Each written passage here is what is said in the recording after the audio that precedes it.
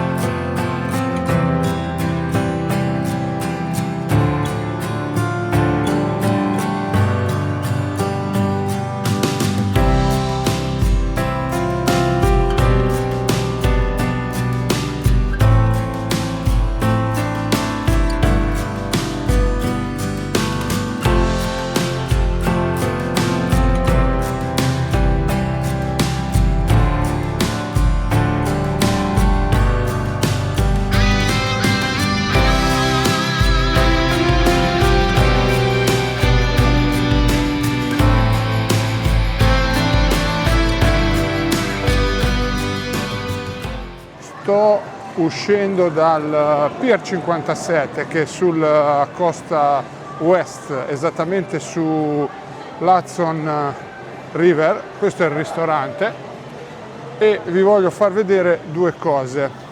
Una è Little Island per la precisione. La seconda è una cosa nettamente molto più storica e importante, ma ve la farò vedere quando siamo fuori. Allora, da questo pontile si accede a Little Island, che è questa struttura fatta da piloni piantati nell'Hudson, stretti alla base e allargati nella parte alta, e formano un bellissimo giardino sovrastante. Questo alla mia destra invece è il Pier 57, come si vede dalla scritta. Ve li faccio vedere in maniera più ravvicinata. Sono un po' controsole, ma del resto il sole è di fronte a me, quindi le immagini vengono leggermente scure, però insomma si intravede qualcosa per capire la struttura che vi ho appena descritto. Alle mie spalle l'accesso a Little Island.